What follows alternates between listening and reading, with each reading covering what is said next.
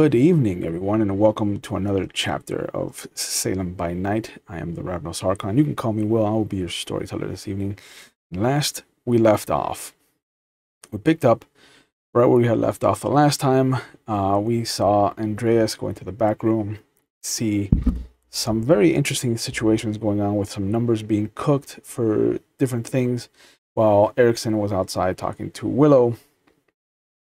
And we got a little bit of a recognition of the man behind the bar, even though no name was really kind of remembered.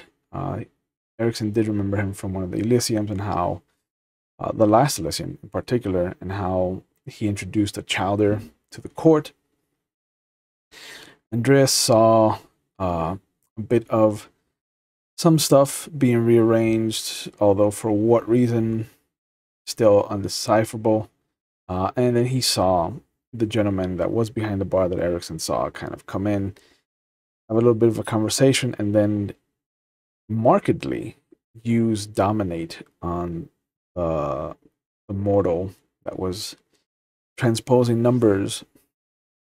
And then, like a good Ravnos, he did end up stealing a snub-nose revolver that was in a case, and once they were in the car, he discovered that the 5 out of the 6 bullets that were still intact were actually made of a silver jacket. They both agreed to follow Willow, where they ended up meeting her chowder, Thomas Jackson, who had been staking out an antique shop called Blink and It's Gone. There, they discovered that the coin that had been given to Andreas was actually of some use, that whatever blood magic had been imbued into it was actually working, and they discovered that Andrew Givens was in fact in the building that they had come with Willow to meet up with her chowder at. They went about trying to get inside, usually through very different methods than just going by the side door. Thomas went in through the garbage chute. They went up and into the building and then came down the elevator. And as they moved through the antique shop, they could see that some mirrors had been placed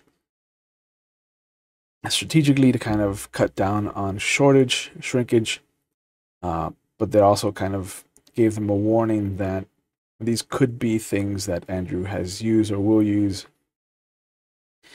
They went downstairs to the basement, where they saw that there was someone bartering for a drink, and that drink in particular was a bit of some of the vampiric blood that Andrew Givens had flowing through his body.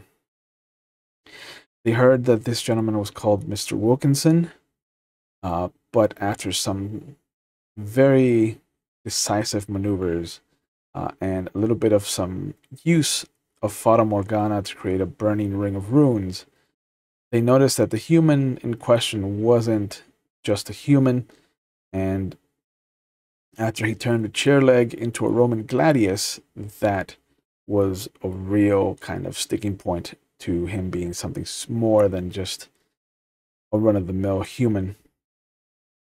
They saw him throw the sword and visibly cut some of the threading around Andrew Givens from the tapestry of reality, and that's when the human kind of made his way through one of the mirrors, just like Andrew Givens had done before, and left the basement behind.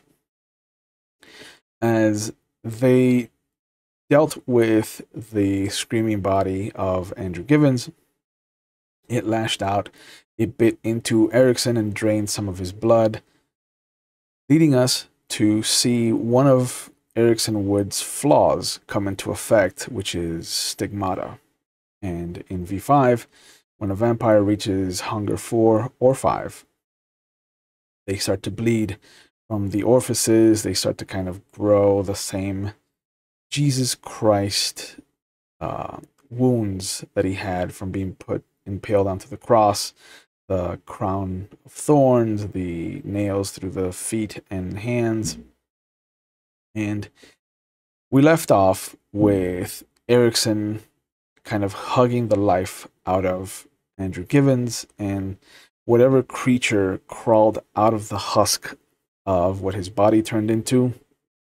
And Andreas coming over and, just for safety, popping a cap in his head, in the creature's head, as we have learned is necessary when dealing with supernatural things. And this is where we pick up the pair, straight where we left off. Hunger has coursed through every inch of Erickson's body, and there is the bleeding from the eyes, the nose, the ears. Little wounds, little circular wounds have started to appear in the palm of his hand and the back of his hands.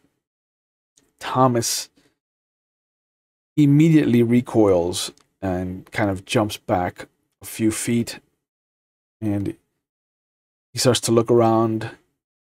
Is that normal? What is that? What is that? Jesus Christ, what? Willow's trying to console him. Andreas, I don't think, has ever seen something like this before. But you also do notice that the cricket humanoid that crawled out of the husk of Andrew Givens starts to cough up some blood. And as it does, you see these 4 tentacles kind of unfurl out of its maw. And just this little fist size of a black pearl kind of is coughed out.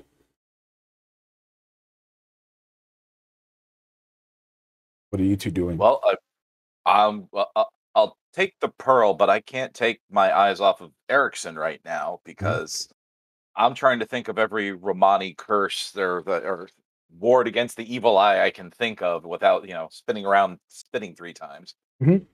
But well, I'm just still in anger only because I just got bit. So, breathing heavy. Yeah, reading that, I'm definitely not going to try and touch him anyway right now. Yeah. So, I release the embrace that I have on this body, and touching over the area where I got where he sucked some blood off of me. Put it over my hand, like I touch it over so that I'm looking at it, and I wipe my face. And as I wipe my face, I realize more blood is reaching over my hands, and I take a second and I scan the room, realize everybody's staring at me instead of the fact that no one's looking at this husk of a human shell with a dead, with a dead insect on the side of it, and they're staring dead at me, leads me to believe only one of 2 things. 1, I'm about to die, or 2, something that I wish did not happen is happening. So I finally look over. A handful of snot pearl. Right? I got a handful of snot pearl, and I'm looking at you. So yeah. I look straight over. I look over at the mirrors, and I see the broken mirrors, and I finally catch, and you're telling me I'm literally bleeding. It's like profusely bleeding from the eyes, and it is not a torrent. It is not a gush. It is just there. It is maybe like a little bit of a, not droplets in a sink, but definitely just above it and below a stream. Okay. I immediately get up. I immediately get up. I look at everybody, and I don't say one of 2 words. I just literally just start walking out. Like I'm just, whatever situation is going on here, that's not what's going on in my mind. Okay. I am literally walking up and going up the stairs. Thomas scrambles to get out of the way. You see him crossing himself. He is saying "Our Father" under his breath. Willow has kind of just let him do what he's gonna do, and you see that she's pulled out a knife, and she's gone over to the body of Andrew Gibbons and started to cut the head off. Let me follow him. Clearly they have the object well in hand. Taking the pearl with me though.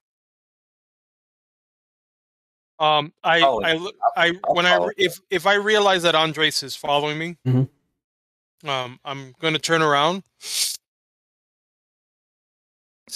Stay here. I'll be back. And if I can move fast, I want to move faster. Okay. Just bolting out. I want to go to the outside. Okay. Now is clearly not the time, so I'll turn back to Willow and the others while he's outside. Okay. Yeah. You can see that there are some people that have gathered outside. The gunshots that rang out have kind of drawn some attention. But there's definitely a small group, maybe like 5 or 6 people, just kind of standing around, kind of pointing. In the front? Not in the front, but across the street. They're pointing at the store. They're pointing at the building. The alleyway that is to the back entrance. Mm-hmm. Is there any window that leads out that you can see out there? Yeah. Anybody? Not on this side of the street. I'm gonna go outside to the back area. It's still what time of day is it right now? It's like 2:00 at this point. 2:00 in the morning. Yeah. Okay.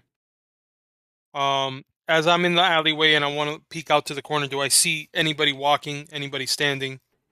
On the opposite side of the street from where people are kind of gawking and looking around, you can see that one person has kind of spotted the movement that you're doing on the alley and has kind of like started to make their way to kind of look and see what's going on. But on the opposite side of the alley, away from the onlookers, you can hear the sound of somebody kind of drunkenly humming a song. And you see them kind of stumble up to the corner where the alley starts on that side of the street and just very, very drunkenly just put themselves up against the wall. And you can see them fumbling with like their zipper, like they're about to urinate. Take a piss. Mm-hmm. Mm-hmm. All right. I literally, as I use, I'm gonna slowly start walking up to him. As I'm doing that, I'm walking towards him. Is there anybody around him besides himself, urinating, relieving himself? No, you can see that there looks to be another man that was with him, but the second he sees him about to pee, like he just turns around and he's like, "Yeah, I'll wait for you across the street, Daniel. I don't want to see that." And the guy's like, "Yeah. I'll be right there." In that alleyway, is there another fire escape? Is there another spot? Like, in other words, in the alleyway, is there any openings where I can turn into, and it's literally a dead end where they normally have their where they normally have doors for trash pickup, stuff like that?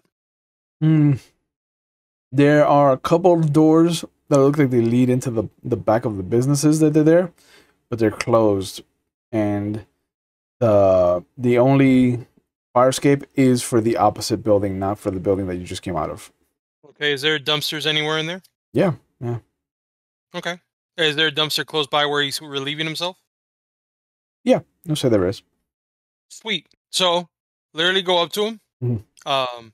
Excuse me, and I start walking up and I casually bump into him. Excuse me, friend. I grab his shoulder. Mm-hmm.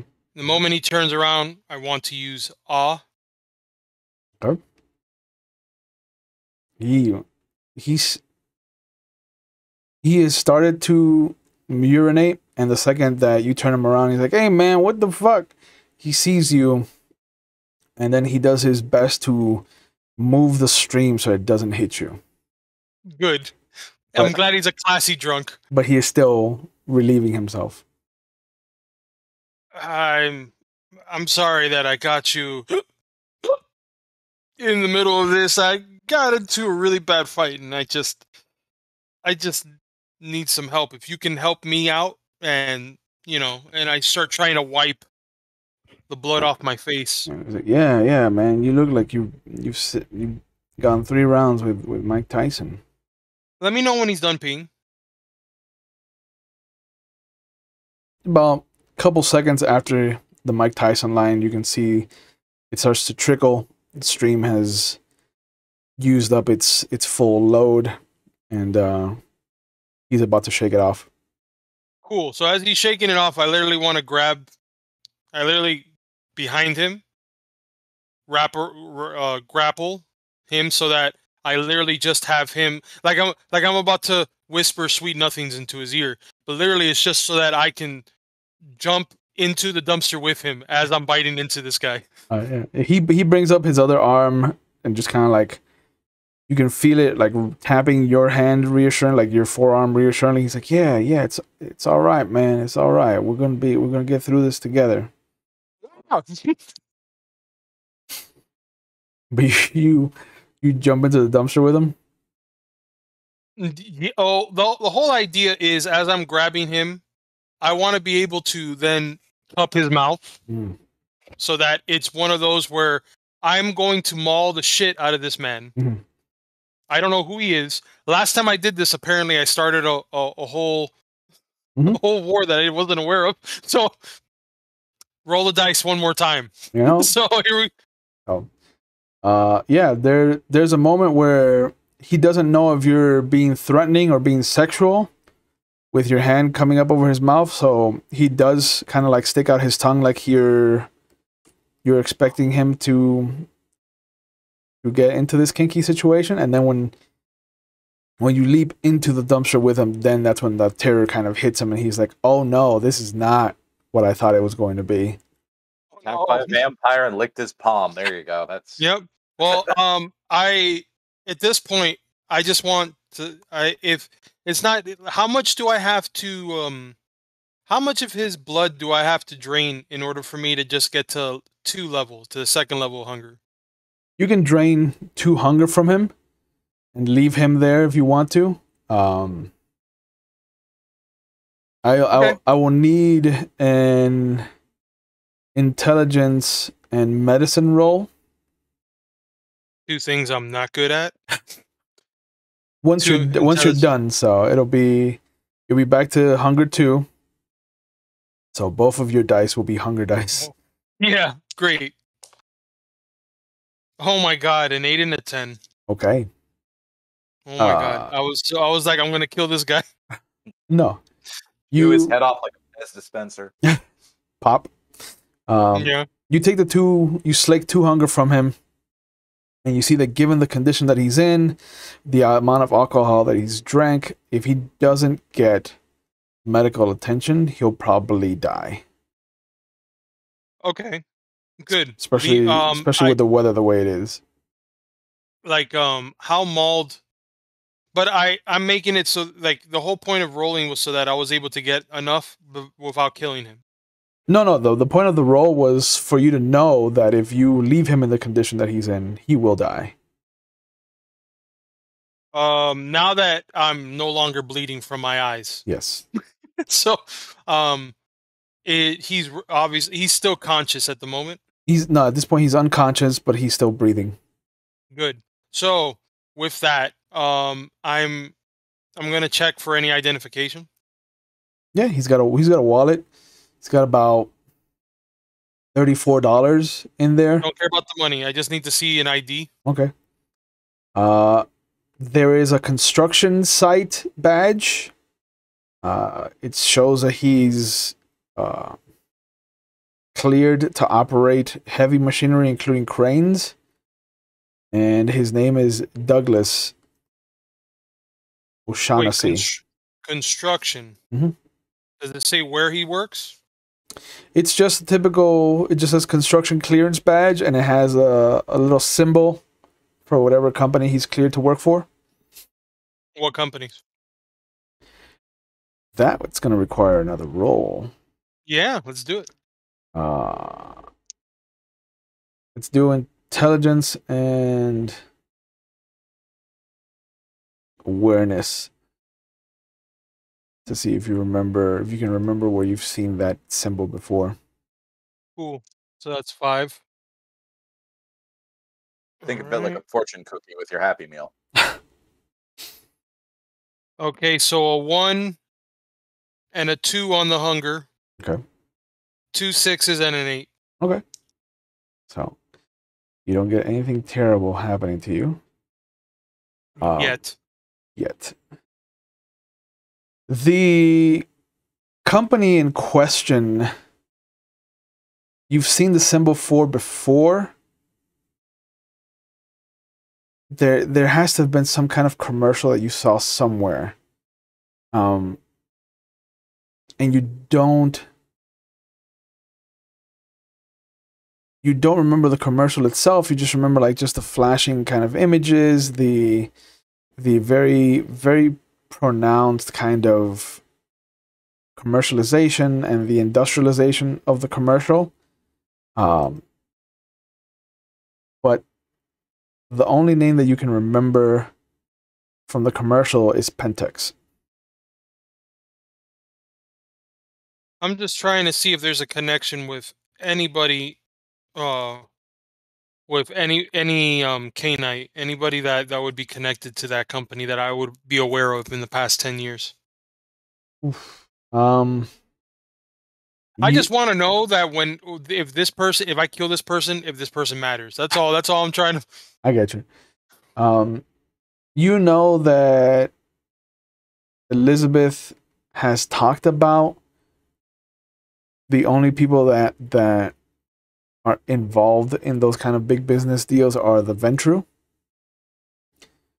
But she never named any real names, you know. Right. Okay. Am I able to clean up the where he's been stuck into as far as my fangs? Yeah, you can lick the wound close. Yeah. So I'm gonna do that, and I'm gonna leave him fucking there in the dumpster. Closing the dumpster, and I'm walking away. Okay. Fuck this guy. This guy. I waited too long. I rolled too much. Forget this guy. I'm going, and I'm casually walking back to. Okay. Well, I want to be alert enough to make sure if anybody has seen me when I got out of the dumpster. Other than that, I'm gonna walk back and going to the back entrance to the antique shop. So while your excuse me, while your feeding is taking place in the basement, Andreas has been left with kind of Willow and Thomas, who is still at the first landing of the stairs, just looking up, still mid. Who knows? This could be his 4th or his 5th Our Father. Willow has just finished cutting off Andrew's head, and she has the similar look of being both disgusted by how floppy this thing is, but also how convenient it is to just kind of stick in her purse. And so she's very carefully kind of folding it. And every time that she does fold it, there's like a little shudder and just this not a whimper, but definitely this kind of noise of, I can't believe I'm doing this right now. The creature on the floor looks like an eldritch horror. Like there is just this very clear mind flare like protrusion of tentacles that have come out of its mouth. The eyes just look like those segmented giant classic 1950s and 60s horror movie insect eyes that just kind of look like they're hexagonal and just compartmentalized. The skin, the chitin, really is just kind of smooth. There's no hair on it. The hands are thin, almost like broom-like. The 4 fingers end in like these jagged, wicked-looking clawed tips. This is a thing that should not exist. And in the pit of your stomach, you're just like, nope. Like even you can feel your beast recoiling from it. Yeah, no, this is something nasty and otherworldly. I have an odd thought in the midst of all of this. Go for it. In the face of eldritch horrors, things of other worlds, you go back to superstitions, and I remember the silver bullets that were in the 38 from earlier. Mhm. Okay, opening the cylinder, let me take one of the bullets out just to see if some of the old wives' tales are true. Touch the silver to the body, see if see if it happens to do anything. The second the silver bullet touches the insectile body, one of the runes actually does light up on flames. On the bullet? No, on the floor. In the little circle of runes that was in front of the mirror, in front of the mirrors, one of them just starts to burst into flames. This just from me touching this thing with the silver. Yep. Is it is it having any visible effect on the creature itself? One of the tentacles is moving.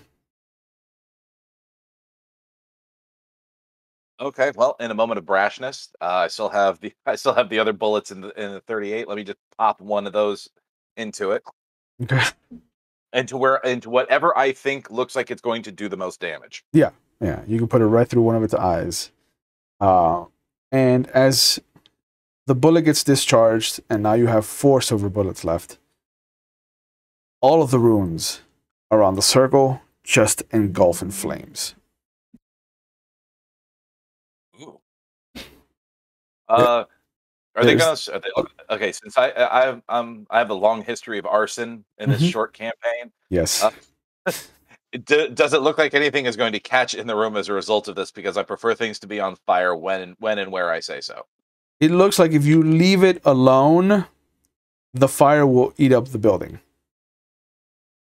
Okay, well, I mean, it's not instantly igniting anything else right now, is it? No, but it is crawling outward. Well, I mean, these things can't be helped, but look, I already blew the thing's brains out, and whatever it did apparently pissed off the Holy Circle. So, yeah. Well, Thomas, in his sudden fear of the fire that now has come into effect, tries to climb up the stairs and ends up kind of knocking a loose board off. And as he falls and tries to catch himself, he kind of looks down and he's just like, there's something under the stairs. I'm not touching that. And he helps himself up and out of the basement. Something under the stairs. Okay, what do you mean by something? He's leaving, right? Yeah. Let me look under the stairs. All right. And sure enough, you see that there is a partition that has been walled off under the first set of stairs. Uh-huh. And so it looks like there's some kind of cubby that has been quarantined underneath the first landing. So you can't reach it from the first step, so you would need to climb up and onto the landing. And as you're looking there, Willow kind of makes her way up the stairs, and she's just like, thank you for your help. I appreciate it. And if you or Mr. Wood ever need anything, you can consider that I owe you both a minor boon. Sweet. Happy to fight the forces of evil with you, Willow. She kind of nods, shakes her head a bit, and then follows Thomas. You hear, Thomas, you slow down.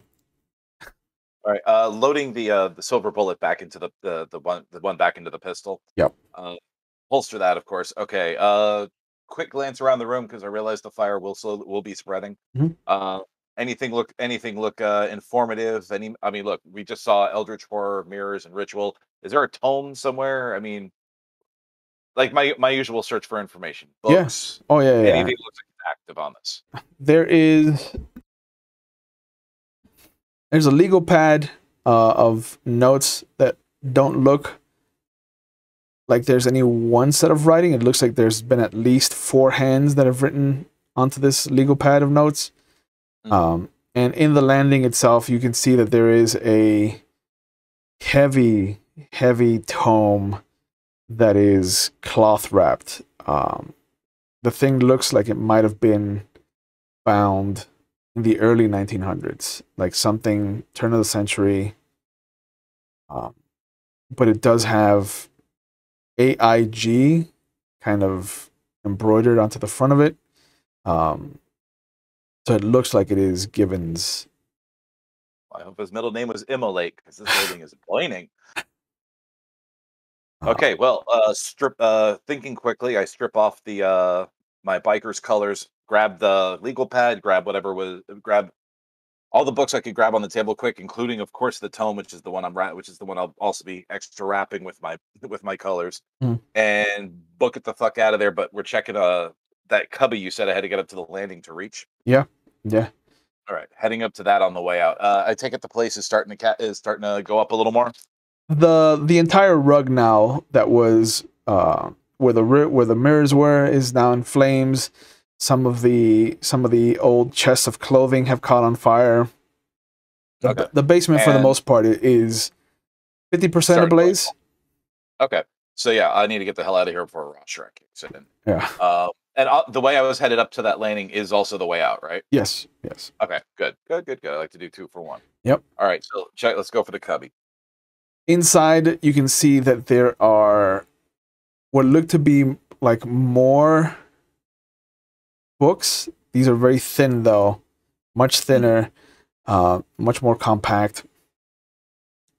But those could be log books or more detailed notes. So I mean, yeah, I'm definitely going to add them to my protected little bundle. There are 24 of them. Like you are making it really difficult to leave at this point by yourself. But you also notice that there is a very ornate, very oriental-looking chest. Oh, you're making me choose. And at this point, you can see that you can hear what sounds like Erickson coming back. All right, Erickson, little help. I mean, at this point, I should be able to smell the smoke. Yeah. Oh, yeah. The whole first floor, you can see is has a little haze, but you can definitely smell like something is burning. Oh my God! I leave for literally 5 minutes. 5 minutes, and already this is whatever. And I just start going towards. Do I run into Thomas or Willow? No, they're gone already. The second that they left everyone's point of view, like they just disappeared. Okay. I'm jumping, going right to where I hear the voice. So obviously Andreas is still in there because I don't see him out. Yeah. I don't see him around. As you come up to the doorway leading to the basement, the shattered mirror on the landing is working enough. Like there are still some pieces that are large enough that you can see that he is bent over some hole on the landing of the stairs, but behind him there's just the orange, red, and yellow of whatever is burning. Looks like the rest of the basement looks like it's being burnt. I start calling out, "Are you down there, good sir?" She shut the fuck up. I need to help lift some stuff. We gotta grab. We gotta go. This place is burning. I'm gonna attempt to try to get in there with all these flames. It is enough that if you don't look directly at the fire, you should be fine. But you can see that Andreas is at the landing, the first landing of the stairs. He has something bundled in his jacket that looks like a thick book, and he's got another set of like 24 little books that maybe are like 3/4 the size of a regular piece of paper, but there's 24 of them. And it looks like he's trying to pull up some ornate, very heavy, very wooden and gold and silver lined oriental chest. Something that looks like it belongs in like a horde of Genghis Khan or like one of the first emperors of China. Like this is not something that you would normally see in Salem, Oregon. The chest, grab the chest. Okay. I'm gonna go ahead and grab that. Yeah. I mean, is it heavy, light, based off of me lifting it? Yeah, yeah. Like you would either need to rouse to give yourself a bonus to your physical stats, or you would need to use your potence ability of I'll use prowess. Either way, that would rouse. Either way is a rouse check, yeah. You could do both too if you want to feel froggy and you want to rouse twice. I mean, I just stopped bleeding from my eyes. Yeah. So I'll just do one. I'll use potence. Okay. I mean, you do know that there is a Happy Meal sitting in a trash can not too far away from you. Oh no, I know that just in case. Just in case. But I rolled a 6. Okay. Excuse me. So you summon up the ability of the blood. You pull on your potence, and you can feel just the muscles tighten in your forearms and your biceps. And it's just enough to help you pull up this chest. It is heavy. Whatever is inside is taking up the entire bulk of this thing. It is about 2.5 feet long. It is maybe 9 to 10 inches wide, and it looks to be about 1.5 feet deep. Okay.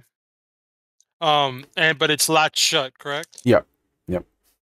All right. I'm gonna go ahead and just try to see how much weight, like literally lifting it as though like it's a sack of potatoes onto my shoulder, at least on one shoulder, so I can try to maneuver out of here. Because putting it in front of me, Yeah, I'm gonna be running into everything. it is almost humanly impossible to put it out onto your shoulder. Like, you're gonna need to carry it like All right. Well, if he gets one, wait, does it have handles? It does not. Shit. Okay. That's fine. I'll just I'm gonna just do the strongman thing and just literally like hug it. Yeah. Try to hug it as much as possible and go through.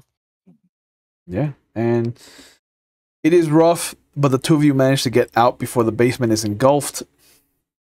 And after a certain point, once the fire gets up into the first floor, the fire alarm kicks in, the water starts to drench everything. But whatever was in the basement, whatever was left over, that eldritch horror that crawled out of Andrew Givens, everything in there is destroyed now. For sure. Nothing has been spared the cleansing rite of the baptism of fire. And once we get out, because we went through the back, and that's where the car should be, is close by through the back alley. Mm-hmm. How far is there? Anybody by the car? Anybody around the car? No, nobody's by the car. You can hear the sound of sirens in the distance. Mm-hmm. Oh, looks like somebody called. Yeah, let's get the stuff in the car. I mean, we'll be suspicious once they show up, but we just don't have to be here. Yeah, don't be suspicious. Don't be suspicious. Just That's words to live by. so I'm gonna go ahead, pop the trunk, and try to chuck this thing in there.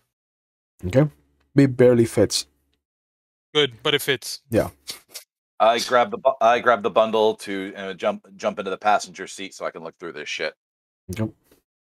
All right. Get in the car, turn it on, start booking the opposite way, and we'll figure out to, if we need to do and circumvent and go around so we have a wide berth from where this area was at.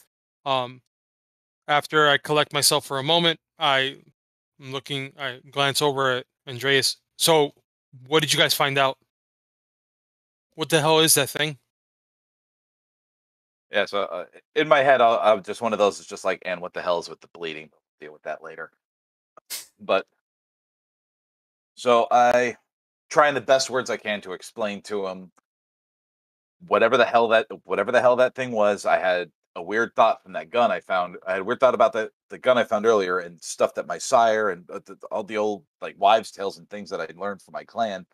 I tried to touch the creature with the silver of the bullet, and it lit one of those weird symbols on the floor on fire. And on a whim, I shot the thing right through what I think is its head with one of the bullets, and it actually lit the whole place up. For once, I'm not responsible for the arson. Well, Well, indirectly. uh, yeah, indirectly is. We'll go with that for now. So what is all this then? When you see people doing creepy magic shit and evil rituals, grab whatever books they got and whatever you can get a hold of. It's usually my thing, especially for intel gathering. If we were technically hired by Tremere to do this, at the very least, they'll pay top dollar for whatever this guy was researching, if this is something we even want them to get a hold of. So this is basically just to enrich us both financially and ecumenically. I look That's over at what Andreas has, and based compared to what I had to take as opposed to what he was taking. Oh yeah, he has the. How many of the 24 books do you think that you took off with? Like whatever just fit on top? Yeah, I probably tried to gather as many on top of the bundle as I could. If I lost a couple along the way, so be it. I'm trying not to burn to death. But I would have been trying to at least keep the stack, more or less together. We'll say that you got out of there with 8 of the little books. Okay, so I have no idea if they're sequential or anything like that. I grabbed whatever I could and just tried to carry it all, and whatever I lost, I lost. Yeah, it's not a bad haul, but it's not everything that you could have taken. So you took books, and I took whatever is dragging the back tires in this car. And I got that right, Andreas? But you're so big. Strong like a bull. You know what? I'm just gonna chalk it up where I just needed. We just it's a moment of fight or flight, and we had to get out of there. So, and I started realizing my clothes, but that construction guy was all drunk anyway. I wasn't gonna take his clothes. So also, you do realize if something, maybe it's just the thief in me, but if something like that is a chest like that is dragging the back tires, what's in it? Well, is it dragging the back tires considering how heavy it is?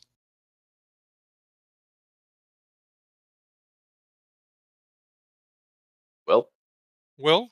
Sorry, I was muted. I was like, oh no. Yeah, no. Oh no. I guess we're gonna do the story on our own, guys. So anyway. Yeah, the back of the car is not scraping against the concrete, but every time that you hit a bump, that you can hear the kind of as it. Yeah, we're hearing the tires hit the wheel wells. So yeah, I imagine Andres, we're going back to the last call then. Absolutely. So as we're going through the last call, I want to be able to almost do like a very wide U, just so that we can pass, just so that we're far enough away so I can at least see the commotion that's going on and seeing, how big it's gotten to this point before, as we're driving away from that area. I don't know if I'm able to see now how big of a commotion it is.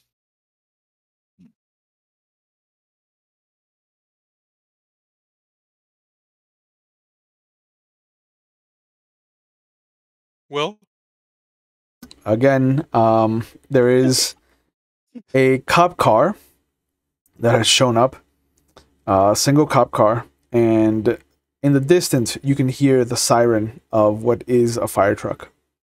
So not a big show. Okay, cool. All right, I as minimal. I mean, the guy in the dumpster probably gonna die. That's fine. Just keep. They're just good. Look, if they connect it to this, who cares? It's well, maybe who knows? Maybe because I grabbed him and he's full of that whatever is on me. Maybe they'll somehow connect it. And I'm just saying this string of thoughts. Maybe they'll just connect him to the fire, and he decided, oh, I'm tired of life, and just died in the dumpster. Drive off. So while we're en route, I have that moment of just I have to break the silence eventually of like, are you okay? What was that earlier? It didn't look like he wounded you around the eyes or anything, but that was an awful lot of blood for somebody who wasn't hurt. um,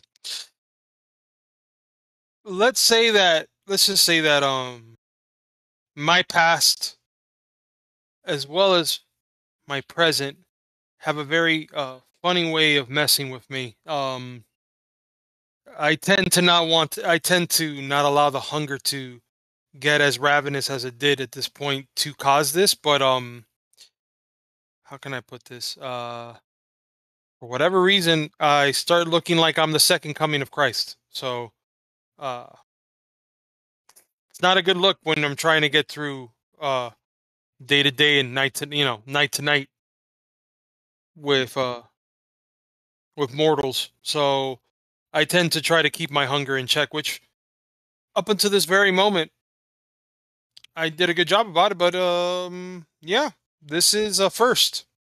I was told that this could happen, and yeah, and now I know that it could happen. I'm gonna make sure it never happen. Try to make sure it doesn't happen again, because yeah, it's not fun. Man, so hunger brings it on. Uh, yeah, like I said, my past has a funny way of fucking with me while I'm undead now, and I reach my left hand reaches into my pocket just so that I can grab the rosary. I don't take it out. I just grab onto it as I'm driving one hand. So what's why'd you grab those books? What did you see, or what have you found so far? Uh, Well, I mean, when something crosses out of what seems to be another dimension or whatever the hell that is and tries to kill me, I want to find out about it later. Honestly, I've never seen anything like this before. I mean, like, frankly, that stigmata thing going on, even that's new to me. So whatever that Lovecraft shit was that was in that basement, I don't even know. This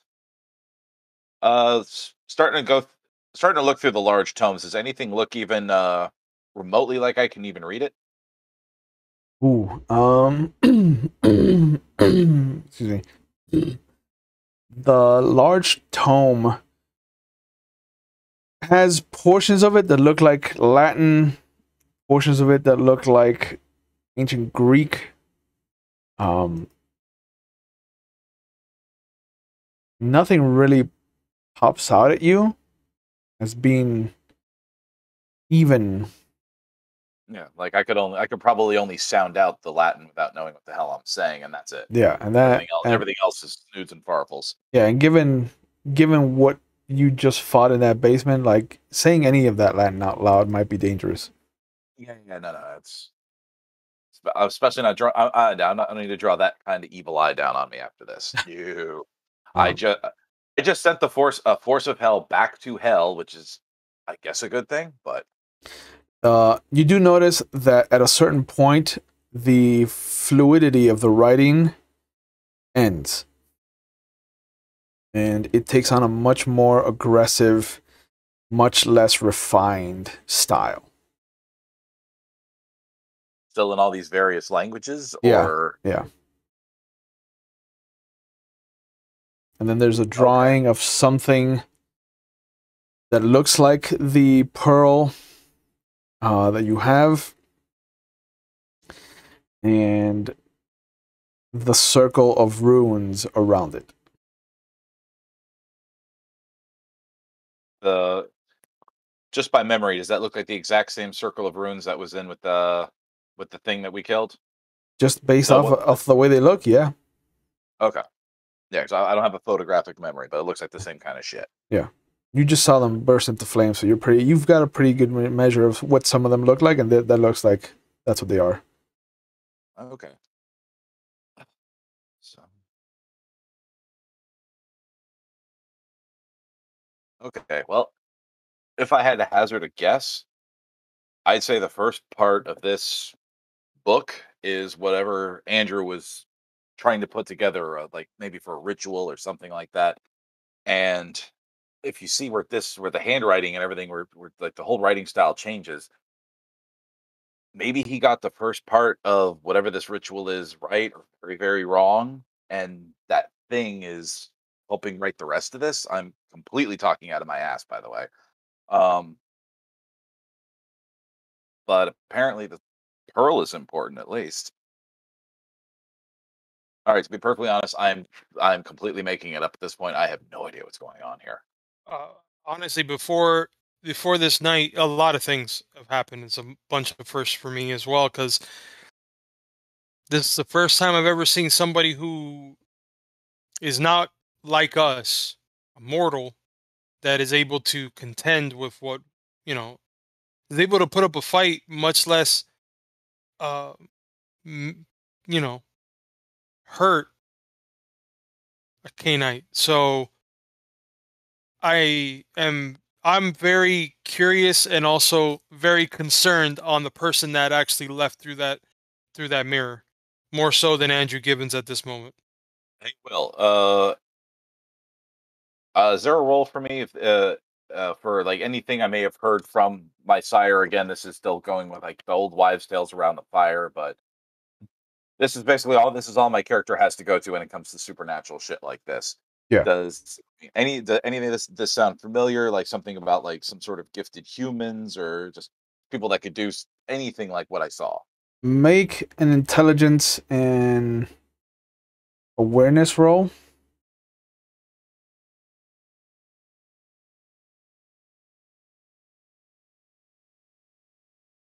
See what you get. Okay. There is a hunger die on that one too, right? Yeah, yeah. Okay. Luckily, you're still at hunger 1. Yes. Okay. 7, 9, 6, and 4. Okay. 4 on the hunger die, if that makes any difference. No. 3 successes is just enough to have eked out that at some point you would have heard about definitely a splinter group of Romani that were said to have gone off and given their penchant for nature and everything of the natural world, the name verbena would have been tossed around a bit, and how they could do unearthly things with their connection. But it wasn't all of them, it was just some of them. Mm-hmm. Like how there was a coveted kind of bloodline that people kind of talked about, and it's like if you ever hear like this name, just know that you're gonna get something much better than if you had gone to like somebody else. Okay. Do I have any recollection of that name, or it was just like it's on the tip of my tongue? And You know what? Let me see. What would be a good name? The Heron family. Harren. Heron. Oh, Heron. Okay. Yeah. Got it. Okay. Well, around the fires of our compania many years ago, my sire used to tell me stories about people that could do miraculous things, wonderful things, frightening things. Just, I mean, beyond even what the thaumaturgy, the blood magic, like they had nothing to do with our people as Canaanites, but they were able to do just amazing things. There was a group among them. They said nature magicians of some sort, mage. They called themselves the Verbena, and there was one. There's a family among them. I don't know what if it was just the art of their magic or what things that they created, but the quality of it was the Heron family. I don't know if this. I don't know if what. I don't know if that's what that was. I'd never met any of them myself. Quick, would I know anything about the Heron family? Probably not. It Okay. is an old world. Old Family. world. Okay, never Yeah. mind. So yeah. So, but you're not. I get that, and so this is a very old. This is old type of magic, and Like Dawn of the World kind of thing. It's like the kind of Mhm. the kind of magic that created the werewolves, however long ago. This is like it's that ancient. Like no idea how it started. At least my people have and no idea. and yet Andrew Gibbons was part of all of this. I mean, Oh. the Tremere look for as many dark ancient secrets as they can find. Sometimes the darker the better. It's always a weapon to use against your enemies, a tool for survival. They spent centuries just trying to stay alive in Europe with every single clan breathing down their necks until the Convention of Thorns. So, I mean, it wouldn't It. surprise me that they'd look for this kind of thing. I have no idea how he found it. I have a feeling that we're not going to be able to do anything, at least on our end, to try to decipher. Because I can imagine you haven't been able to decipher anything in that book, any of those books. I can recognize two or three languages, but I can't read any of them. And frankly, after that thing, I don't even want to say any of this out loud. Even if I'm guessing, what if I say it wrong and we end up something with even more tentacles?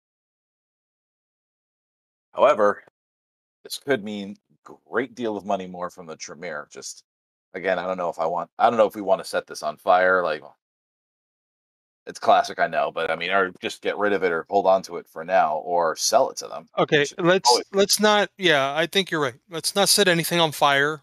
All right, we've already did it tonight. That's it. Let's I just even said cap it once. that. Let's cap that at one per encounter. Let's just let's not try to be all like the last thing we need is for it to blow up in our face literally like it almost did. So What have they told you about my clan?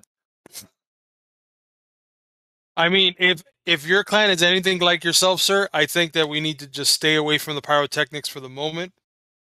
And but I do like your idea of getting at least, if not money, more information from the Tremere from this, because this seems to be more than just a curiosity. This seems to be more of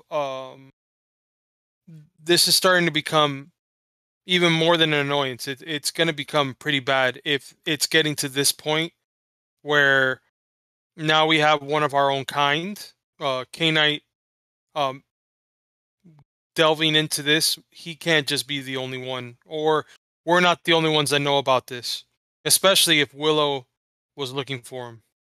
Oh, but judging by the significance of what we managed to destroy tonight, if there was anybody directly working with them right now, we've set them back weeks at the very, very least. And Hmm. I don't know if this pearl is supposed to be something the ritual creates or something you need to find for said ritual, but well, let's face it, how are you going to get into the lock if we have the key? I mean, I guess that speaking of locks, the next thing I think we need to venture into is what's in the trunk. Oh, as soon as we get back to the last call, yeah, we need to get in there. How long does it take before? What time does it? What time of night is it once we get to the last call? By the time you actually get across the bridge and go up to the last call, it's just shy of 3 o'clock. All right. How busy is it? I believe we still treat. I believe I still treat the last call as a late night bar, so it's open till at least 4 or 5 in the morning. Mm-hmm. There's not a bunch of cars outside. There is one patron who's kind of smoking a cigarette outside. Mhm. And as you pull up, he looks at you, he laughs. Eric the Red's real red tonight. Ah! And you see him take a long drag of the cigarette. I'm gonna snap that kid's neck. So yeah, I realized the clothes that I'm wearing. So, uh, Andreas, I'm gonna take the car around to the back.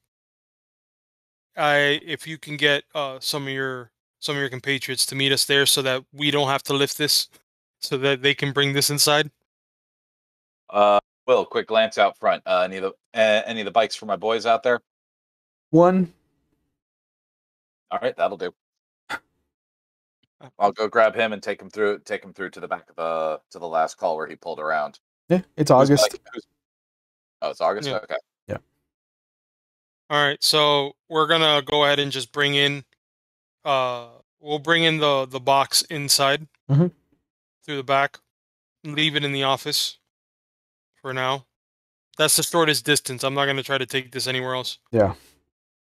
Yeah, Um, you basically just plop it down on the floor of the office, like right as there's enough space for you to kind of come in and move around it, but just like there's no way that between the three of you just kind of lifting it that you would have taken it anywhere else. Like it's just like getting it out of the car, getting it into through the back door and through that tiny kind of hallway that leads to the back door. Is just like, no, this is where it's gonna stay.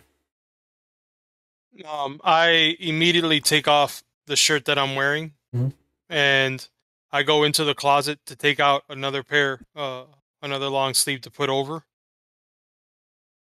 Um, And while he's changing, those books that we came in with earlier. I mean, obviously, if I need to take another trip out to the car to bring all that shit back in, I'll do that. But a quick glance into one of those small books I pulled out of the cubby. What anything at a glance interesting in those? It looks like classic English writing, like the ones where the S's look like long F's, like colonial writing of English.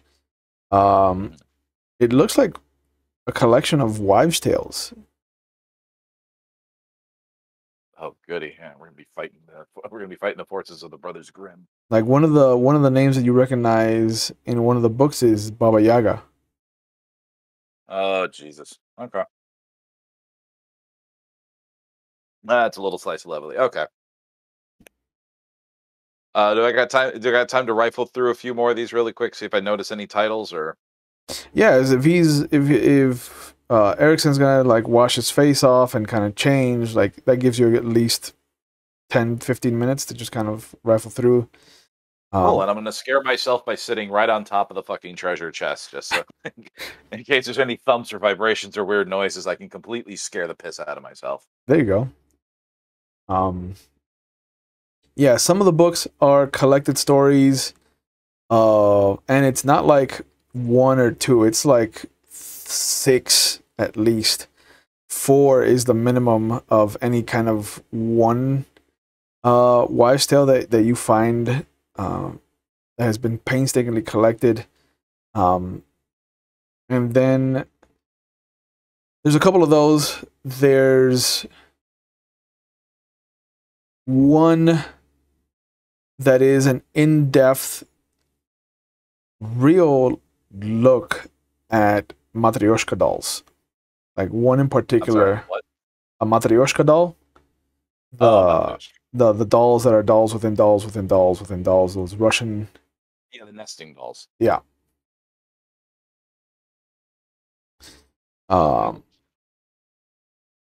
There is.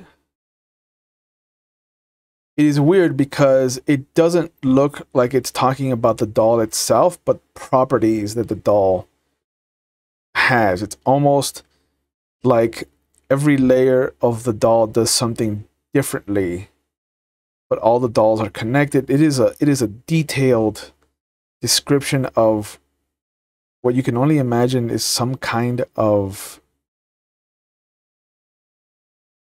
gift, or some idea that somebody had at some point to make this into a relic or a wonder of some kind.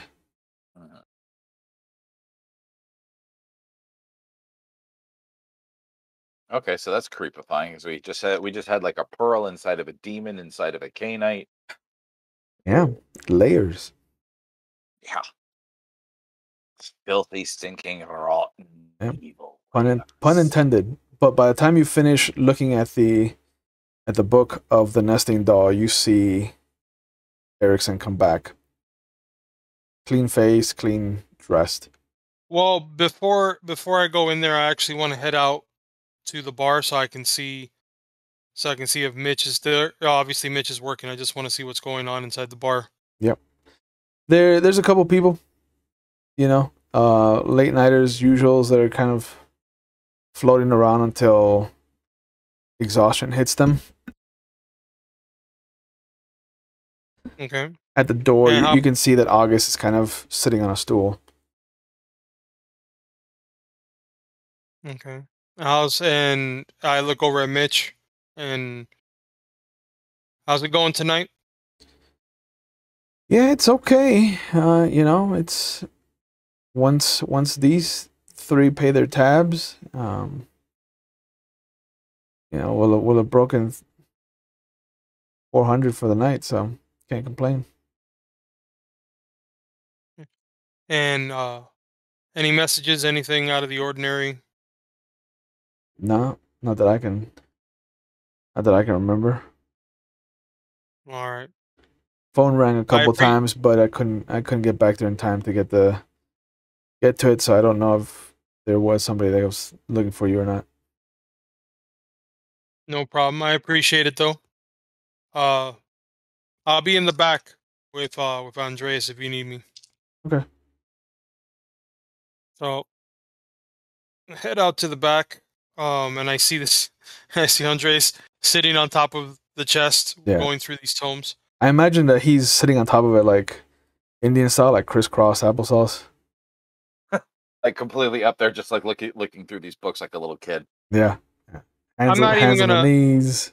Yeah, I'm not even gonna I'm not even gonna disrupt that. I just want to immediately start looking at this chest to see, is it a traditional lock? Is like, I wanted to see like how intricate this box actually is. It is. Tumble backward off of it. Get back to my feet. It has these beautiful engraved reliefs on it that look to be capped, not foiled, but like actually capped with gold and silver. Like this was painstakingly done. There is what looks to be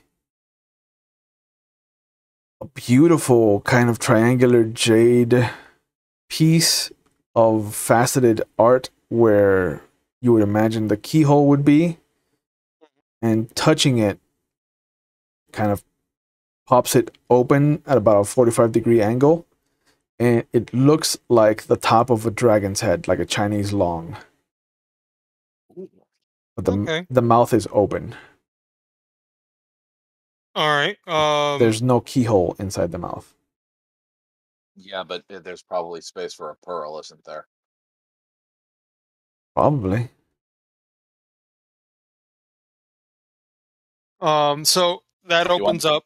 You want to feed the dragon?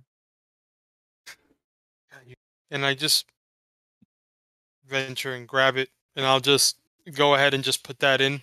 Yeah, I'm like right over his shoulder. There's a creepiness to the pearl as you grab it out of his hand. It is warm to the touch. Yeah. Yeah, that's not creepy at all. Where did you find this? By the way, was that thing, when I grabbed the pearl earlier, had that thing given me any sort of vibe at all, aside from the fact that it was like it came out of the yacked mouth of from Igloff? It was warm, and it was thumping, like it was reverberating, almost like a heartbeat that was dying off, but has since ended a long time ago. Like once you got in the car, like the heartbeat was gone. Okay, so I tell him exactly where I got it from, straight out of the thing's mouth when it collapsed on the ground before I killed it, and I include the details about the thumping, and but has since stopped. So it brings up the second thought that maybe if this thing does open that, but I'm so curious. I look into the space where the mouth, or it looks like the mouth that is opened up, and you know what? I'm gonna put a pinky in there. I just want to see if there's anything No, that. it feels just like a smooth jade faceted jewel. Like it is cold to your touch, but it's just smooth. It is incredibly beautifully almost spherical on the inside. Okay. I really want to know what's in here. It's, you said spherical, so that means that the pearl that I have in my hand would probably fit in there. Mm-hmm. It looks like it'll fit from either side of the mouth. Okay, so yeah, I'll go ahead and I'll insert it. Right? There is a clicking noise, and you see a little thin line appear as the top kind of plops just slightly up, and there is tendrils of smoke that start to come out of the box. I grab a hold of my right hand, grabs a hold of the gun that's lodged on my, that's wedged in my back. Mm-hmm. I'm gonna pull the pistol with the silver bullets just in case. And it's still billowing this smoke. Softly, the smoke is just coming out, like forming a small, thin blanket on the floor around it. Okay. It smells of rotten egg.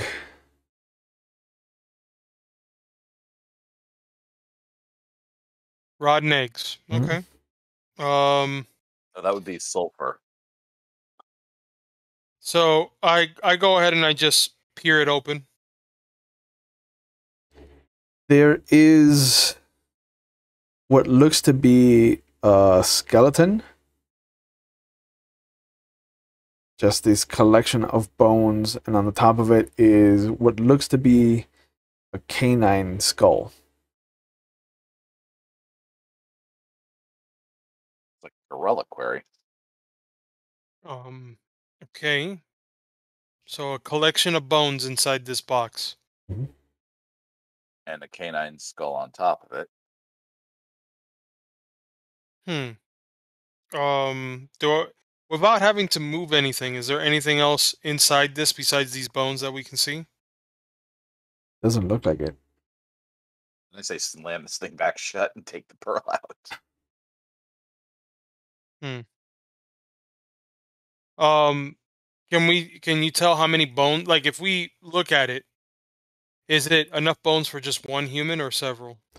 It looks like it could be one human, but the dimensions don't match like you or Andreas. Like this is something much bigger.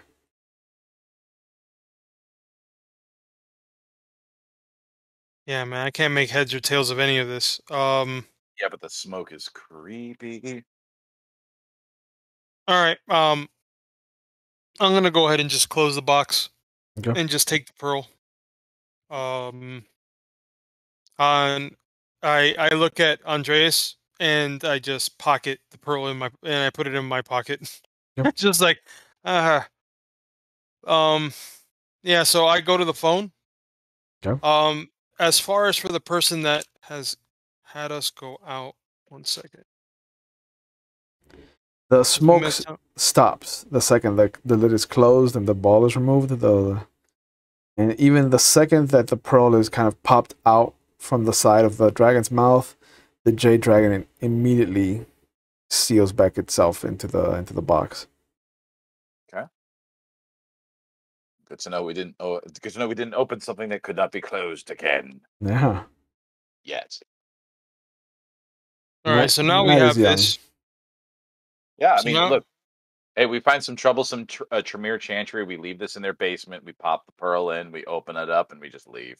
Mm-hmm. Hmm. What's the worst that can happen?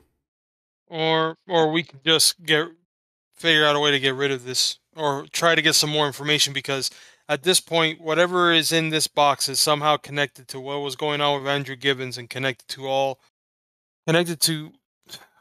It's just, this is getting way more complicated than I thought it was going to be. I don't think we should keep this here. You're absolutely right. We're probably gonna have to store this for a while. All right, let me make a phone call to the boys. See if I can get the at least the mobile, at least get it into the mobile haven so we know where it is at all times. Since I'll probably have to sleep next to the thing most of the time. Mobile Haven. Yeah, mobile haven. You never heard of it? Enlighten me. I never stay in the same place twice. It's a good rule of safety, especially when other canites are hunting you. You ever notice Oh, that you ever notice that U-Haul van that seems to follow around some of my bikers so that's where you stay. when I can? Okay. I see no reason for me to think that he would be lying to me on this. So, Yeah.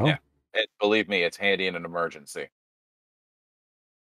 all right. I mean, I'll go with it. Either that, or we can reach out to the Tremere that we can reach out to the man who got us going into this direction. Thompson? Mhm. Yeah. Yeah. And hang on to the pearl if you want. There's no reason why we need to unlock this thing again. Not right now. Can I ask you a question? I put the pearl in my pocket, right? And I have it next to the the rosary, Mhm. right? Yep. So I fidget with the rosary and the pearl as walking back to the front, trying to figure out. I'm trying to make heads or tails of all this is going on. Um, I'm just waiting for Andres to come back with some news regarding the box. Okay. So are you gonna let Andreas use the phone in the office, or are you gonna make him use the payphone outside? You can use the phone in the office. All right. So you're gonna go out into the front. Yeah, I'm gonna go out into the front. I just, He doesn't even need to leave me alone necessarily. I just got to call the boys to come bring the van so we can just load it into it. no, yeah, it's more for me. Yeah. Okay. Yeah. Yeah, it's more for me. You go out. You go out to the front. Sam is already cleaning up after the guys. August kind of nods at you, nods at Sam. All right. See you tomorrow, Sam, or Mitch, and he exits the room. She goes over. She locks the door. She just kind of plops down on one of the stools, looks up at you. Tough night. You can say that. By the way, don't mind the large, expensive looking box in the back. We're not gonna keep it for long. Just gonna try to get this out of here. You know, Mitch, if you want, just let's call an early night for you. If you want, you can start heading out. I'll take care of this out here. You sure? Yeah, that should be fine. All right. See you tomorrow. And he goes out the back. As she leaves, I'm gonna go ahead and go out through the front, and you know, just stand out there for a moment, and look into the alley, see if I see any cats. No cats are visible tonight. Hmm. And I grab the pearl, and I start looking at it, and I feel that it's still warm, right? Yeah. Oh yeah.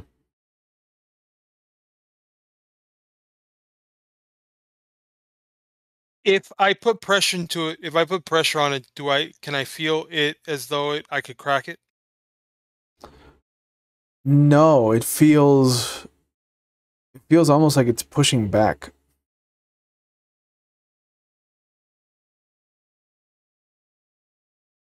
Okay. All right. Yeah, I'm not. This is very strange. I'm gonna go right back inside. I'm gonna go ahead and lock the door, and just sit back in the office. Um, try and just staring at this pearl and staring at the box, going back and forth. As you're spending time outside looking for Teddy, Inside, while Andreas is making a phone call, if he could give me a wit and awareness roll. Oh, great. I left him alone with the box. But you have the key. Yeah, but there's a problem. All right. Let's see. It's done.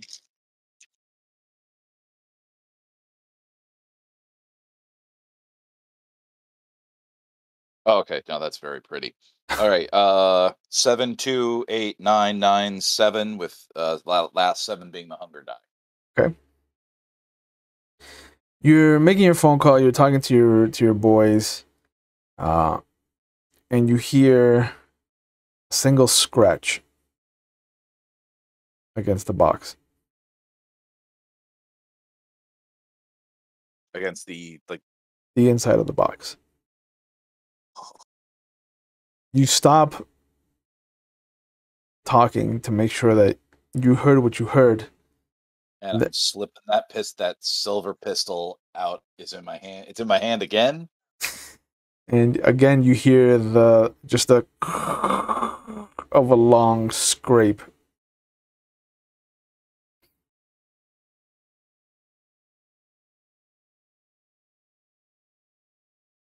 Creeping closer to the box. Just listening again and just bringing the barrel just gently towards the box and then just the lightest tap on the lid. You hear a tap back. Great, it has a sense of humor. But you hear on the phone, Barger, you there? You were in the middle of a sentence.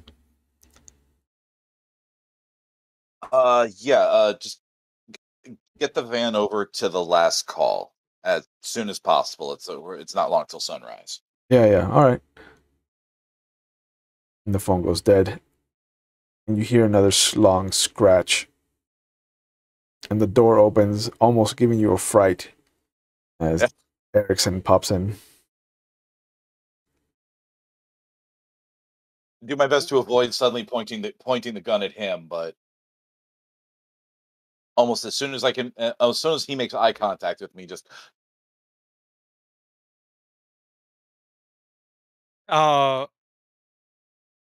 he sees me gesturing with the pistol towards the towards the treasure yeah, chest. I'm just like and going, and literally I have the pearl in my hand, like holding it like this.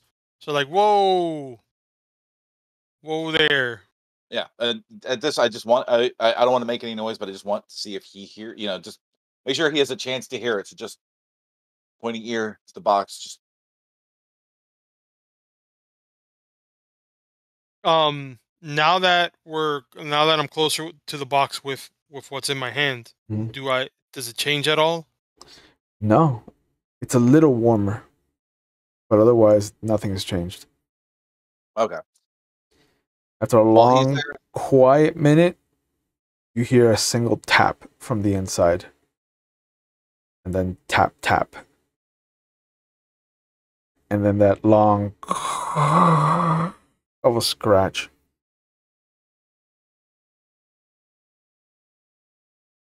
I try something out.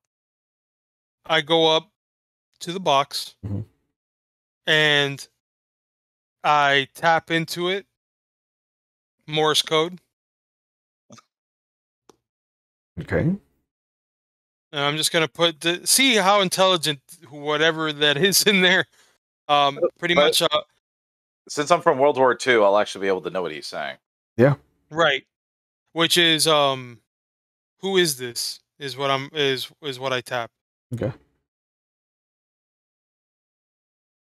There's a long, quiet moment again. And then you hear another scratching noise. And then what sounds like a heavy fist crashing against the inside of the box. Does it move the box? It does. Oh my god, and we brought this here.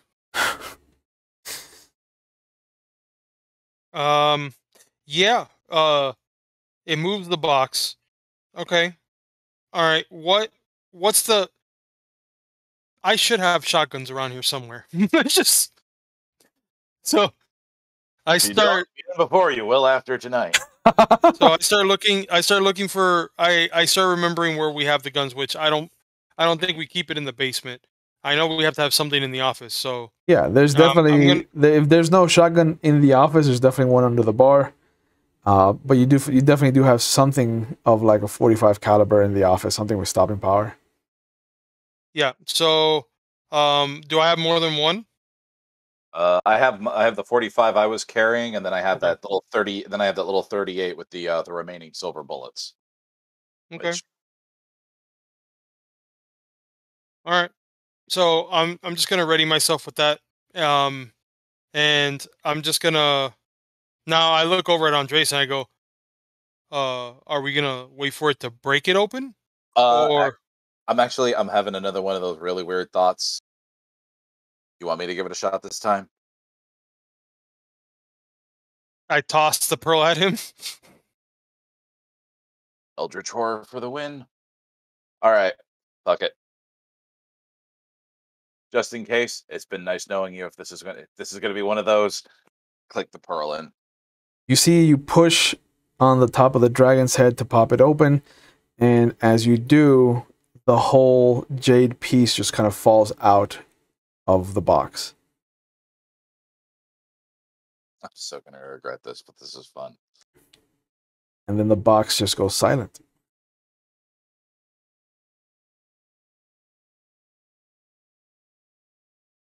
The box goes silent. Mhm.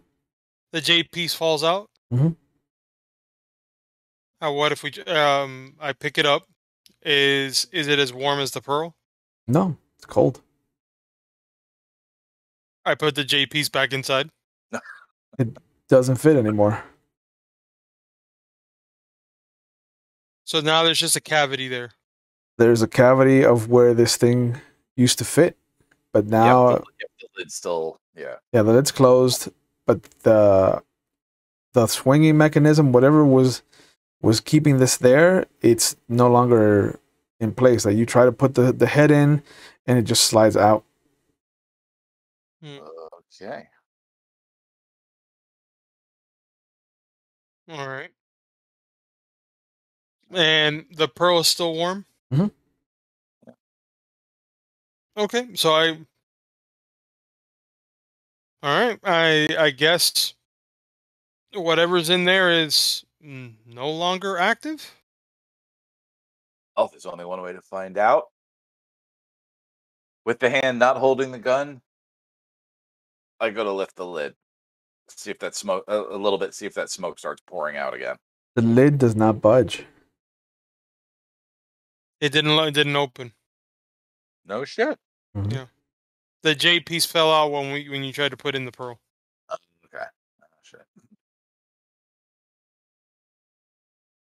Great. Would you rather have met whatever's in there? Well, now it's just a letdown. I have a good way of talking myself out of my own desires from 5 minutes before.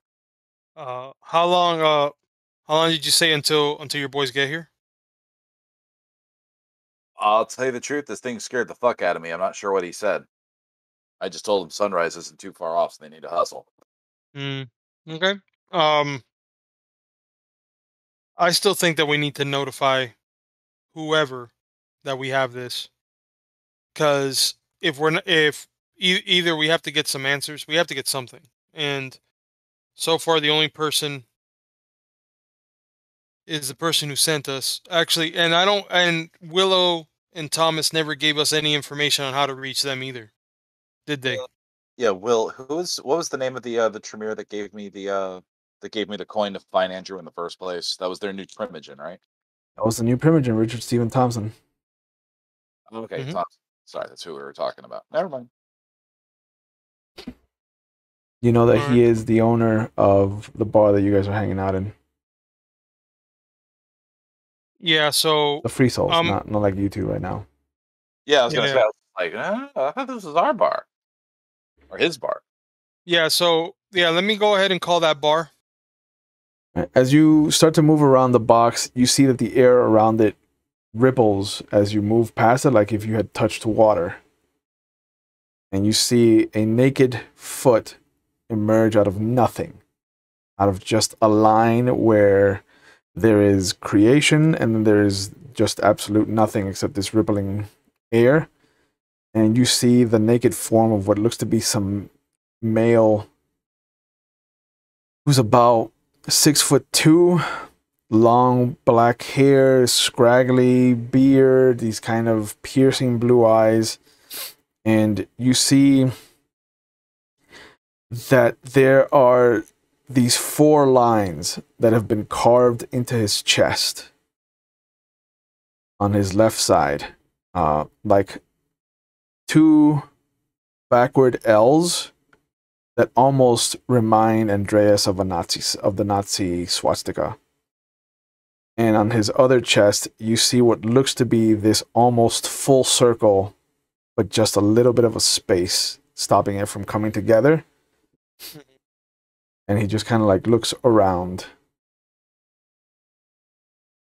Well, as he looks around, he sees a shotgun aimed right at his face.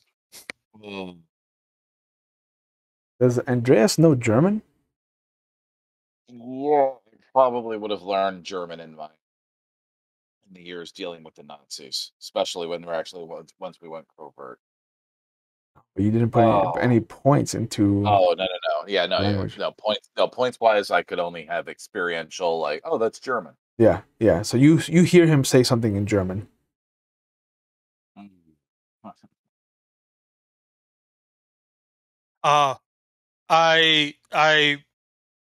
I pull the hammer back on the gun that I'm holding. I go, speak English, please.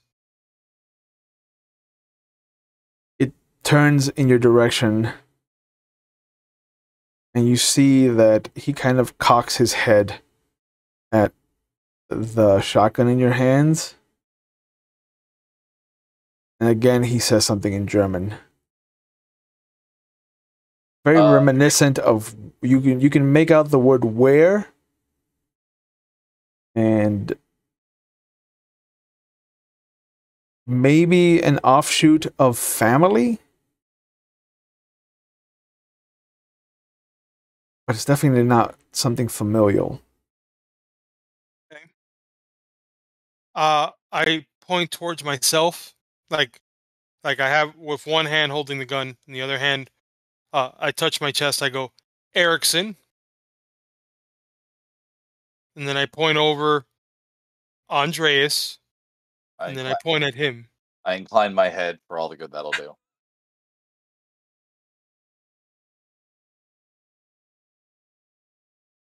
It looks at the two of you confused, and after a moment it kind of nods like it understands, and it just kind of looks at you, Erickson. Schwartz.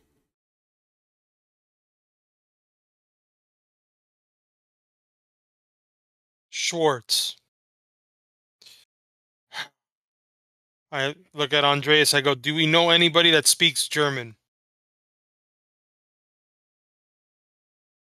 I look over at the werewolf for a moment. Guten Nacht, Schwartz. I don't even know if he'd understand. I don't even know if he'd understand that much, but I know how to say hello. Yeah.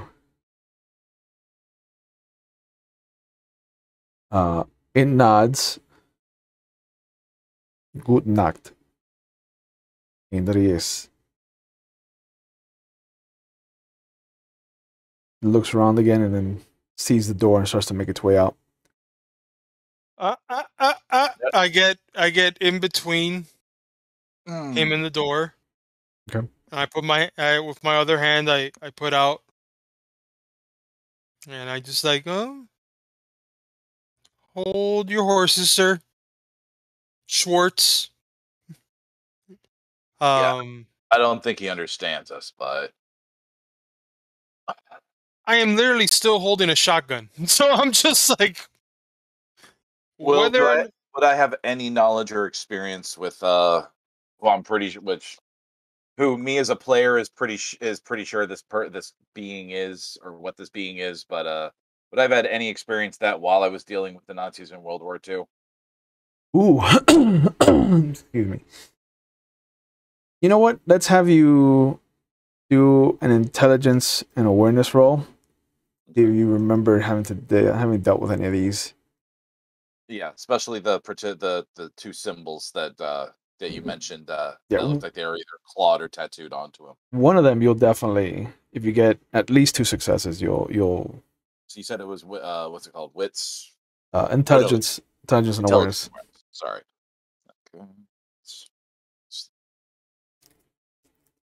Oh please, oh please, oh please! We may not live through this. Okay, I got 2 successes. I got a 9 and a 6, Okay. and 3 and 4. You remember one particular unit of Nazis were particularly dangerous, especially because there was only like 6 of them in the unit, but all of them brandished the symbol on the left side of his chest, the 2 L's. Yeah, The ones that the almost look like a mix between a swastika and the Shrek lightning bolts of the SS. Okay.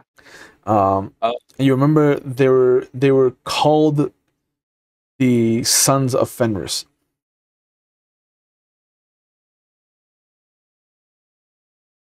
Big Nordic purists. Yeah.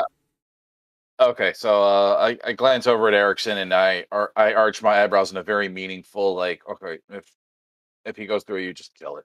Kill it.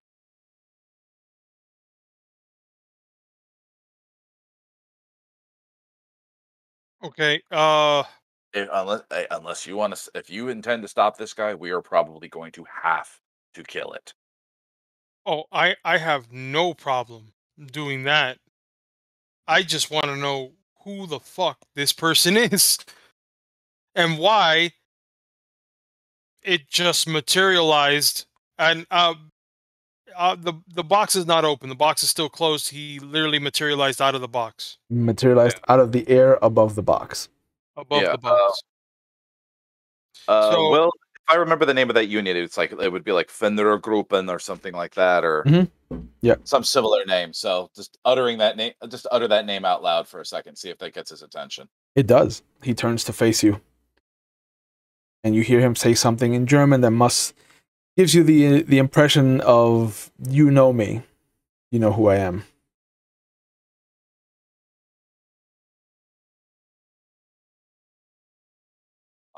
as he's focused on you, I'm gonna start walking.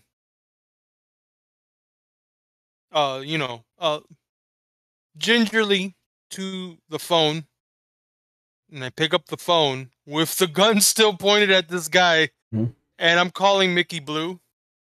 Okay. You see this guy take a big whiff of the air, like he just takes a big sniff of everything. And then his whole demeanor changes. Especially as he's looking at Andreas. Because he just realized what we are. Yeah. Because he just went, oh, right. Yeah. And that. There is a very whispered, very angry toned, excuse me, what sounds like a prayer, but you hear it end in the word Gaia. And instantly, he goes from being this naked 6'2" man to being 9.5 feet tall and this hybrid of wolf and man. I fire my shotgun. Obviously, I'm putting one right into his face with the gun with the scope. At this point, it's just like, if we die, we're dying guns a blazing. I am shooting up. Fuck whatever happened. Who was I calling? Fuck that. Yeah. Just at this point. Yeah, Yeah. if need be, I will happily empty this gun into the guy. But yeah, I'm going like face, chest, all up. It just got higher, but I'm aiming up there. Yeah. Yeah. All right. So let's do wits and firearms for both of you. Okay.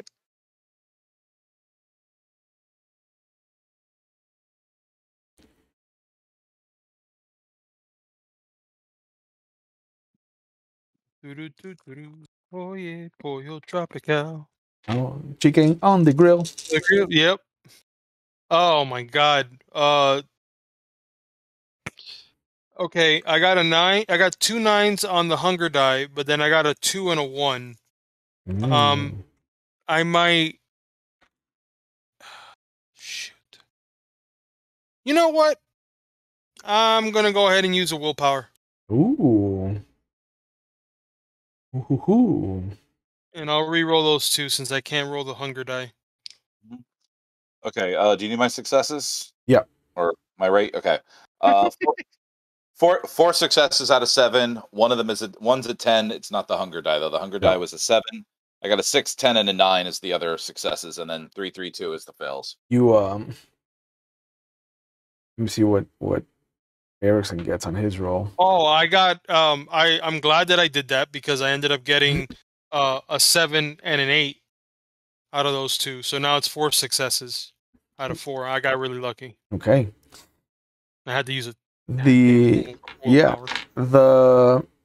You see this thing just move with a speed that almost is uncatchable. The fact that both of you have celerity, though, means that you can catch some of his after trails.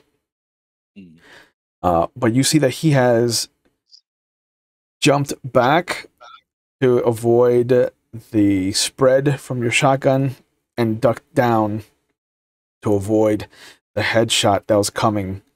The door is blown wide open. There's a chunk of the roof where the silver bullet hit, and you see him kind of take stock of where he is and what's just happened to him. Clearly, he is not used to the weapons that you're using, and you just see him bolt out the door.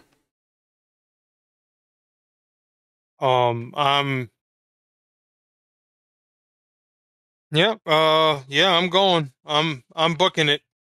I drop the shotgun and I just take the other gun I know I had one in my hand that I was grabbing. I'm just gonna grab the other one and just literally just going. This is like Boondock Saint style. It's literally running at this guy, just getting ready to shoot this. Yeah. Both of you is Andreas going to give chase, or is he just kind of going to sit there? Okay. This thing is going to come back and hunt me fucking later. No. Hell no.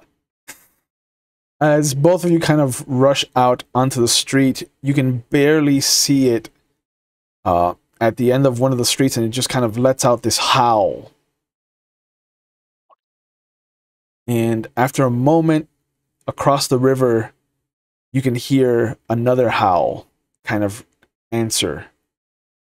And you see his shape start to make its way towards the river. All right, with clarity only at like 1, I'm still faster on like my motorcycle than I would be on foot or anything like that. Yeah. Yeah. Just chase this guy. No, I'm just gonna chase him down. Yeah. Excuse me. Yeah, I'm getting in the car and just booking it towards this thing. Okay. There is a moment where you drive over. You've kind of noticed where it was. You head over there. You kind of pick up Andreas on the way. Yeah, I'll jump on the hood. I don't give a fuck. Yeah.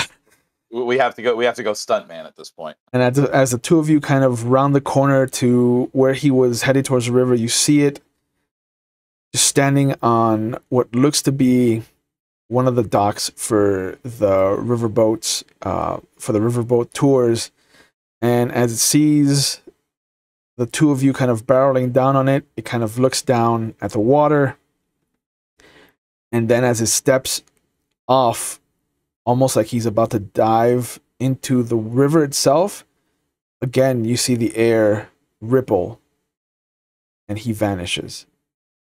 Oh, that's great. Just steps sideways into the Umbra. Not that we know what that is, but that's Yeah. awesome. Yeah. And Great. the car comes to a screeching stop at the edge of the dock, and there's no splash. There's no movement in the water. He was there 1 second, he's not there now.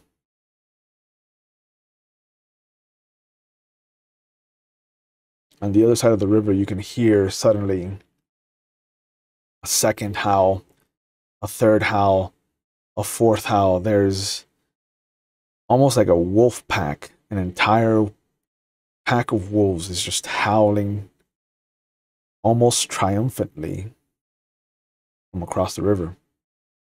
We just released some kind of elder werewolf into the city.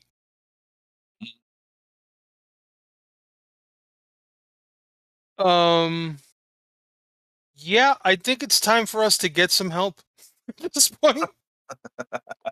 Maybe it's time. Maybe it's time we call Sheriff Green, and so he can get out of his date, whatever the hell he's doing, so that we can actually yeah, oh my god. Yeah, we're screwed. Maybe he'll take pity on us because we're the ones who freed him. I literally turned. I have no faith in that. Yeah. Yeah. I literally turned the car around and I head back to the last call. If you didn't have a humanity of 5, he might have taken pity on you. But yeah, you head back to the last call.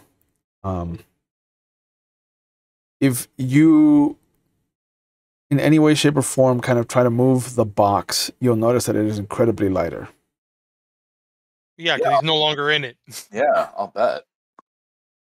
Yeah, I'm trying to flip it around, turn it. I want to see any scribe, any inscription, anything that we weren't able to see before because the box was too damn heavy and we were too damn in a rush to do anything. There is a kind of glyphic writing on the bottom that looks like it would be easier to read if it was like carved on a piece of wood. It looks like somebody painted it hastily to try and match.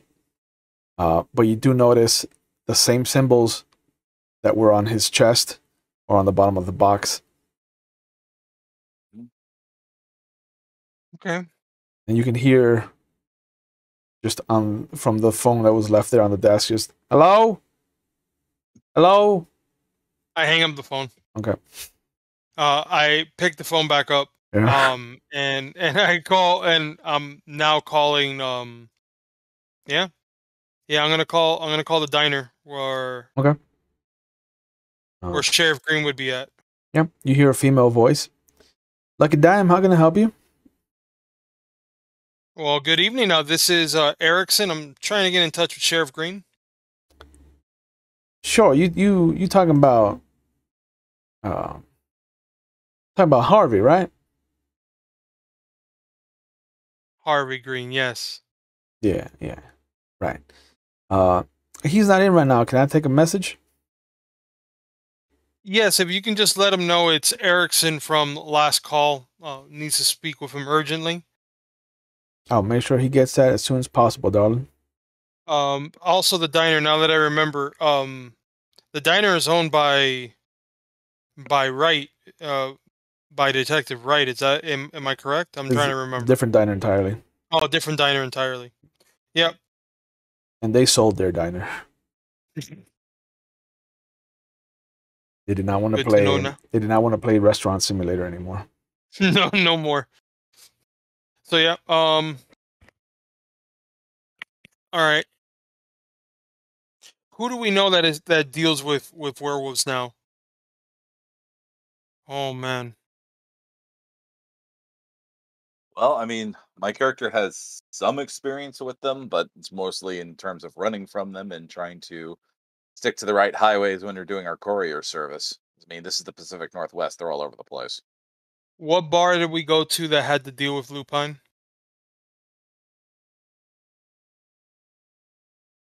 Talking Or that about had to deal with lupines. talking about Or battle. The Red Eye Lounge. The Red Eye Lounge. And That's who a happens to own that establishment? that is owned Mount. by Otis and his coterie.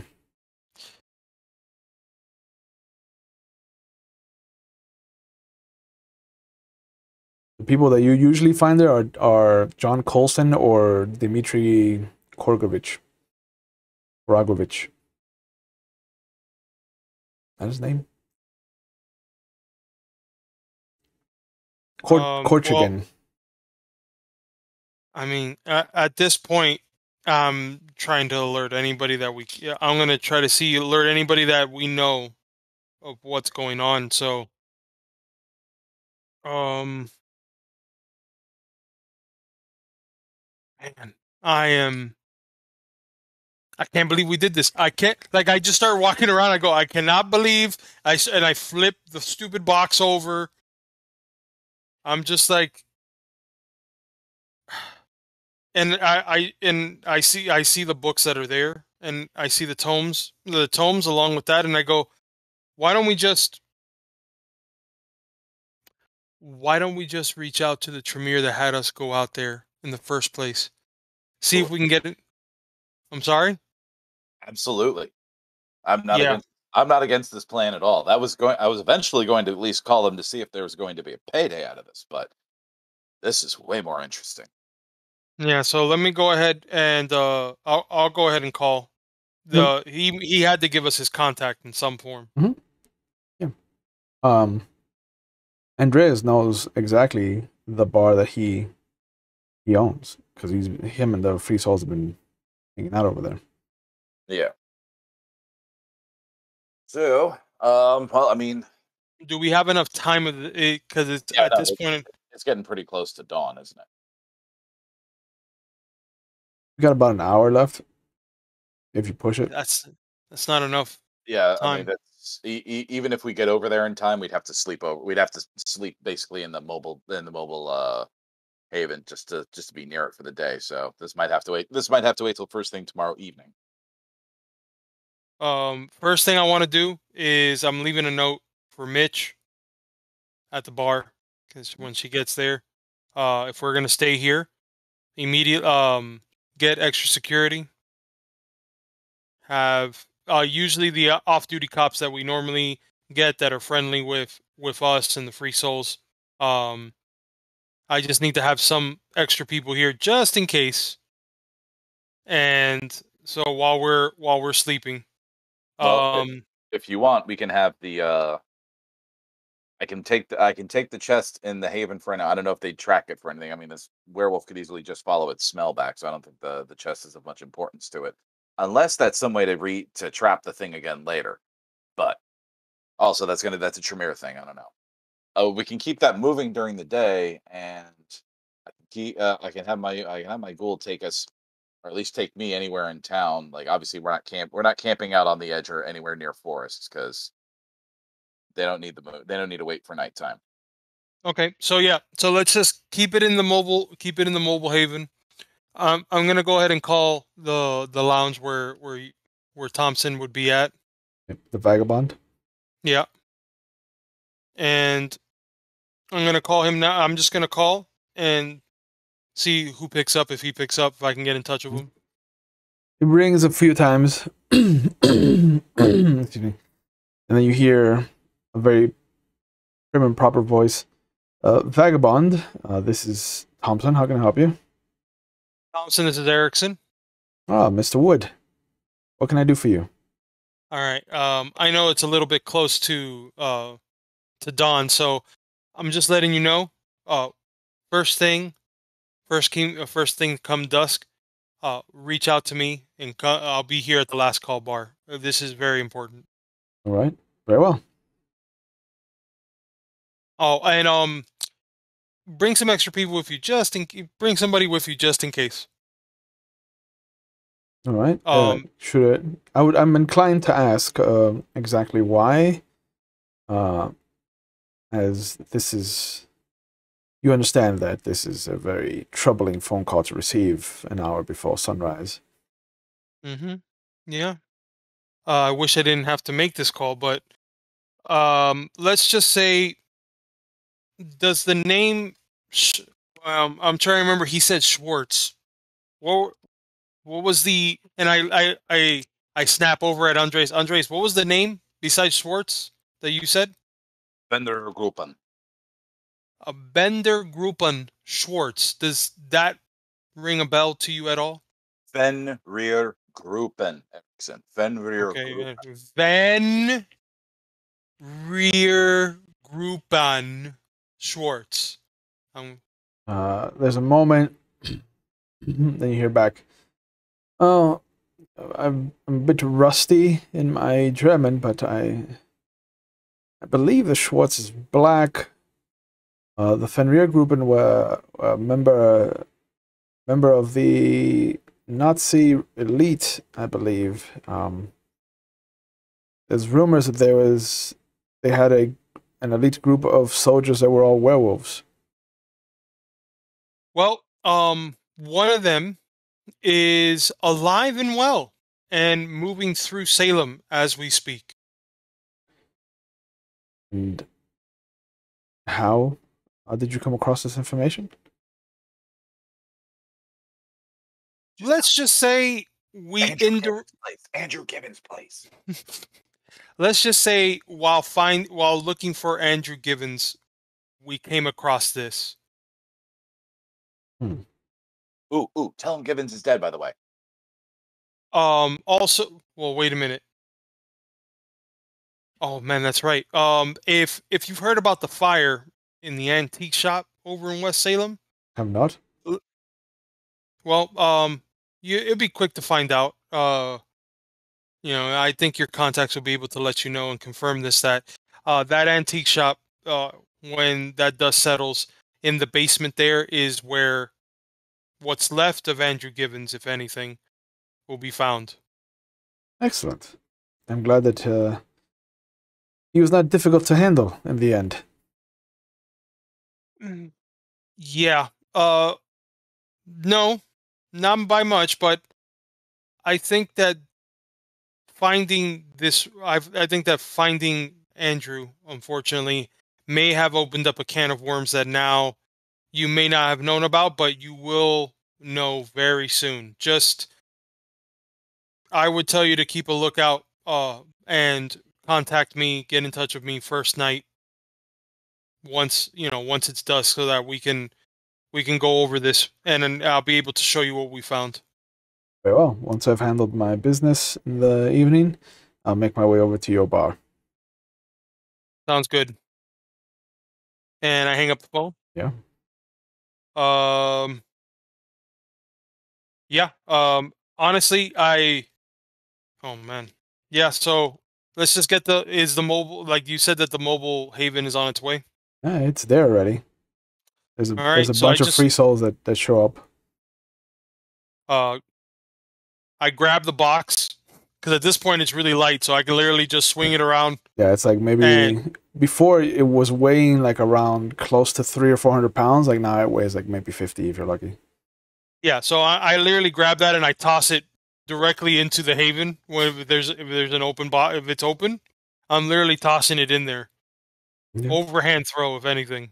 Get this bit away from here. Are you trying to be careful of the two motorcycles inside the haven, or? Oh, I didn't know there's motorcycles in there. No. I'm doing a diving catch if I have to.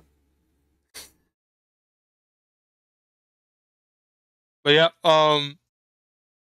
yeah, man. Oh, we're gonna have a lot of fun when we wake up tomorrow. Yeah. Are you crashing in the mobile haven, or are you just staying in the last call for the day?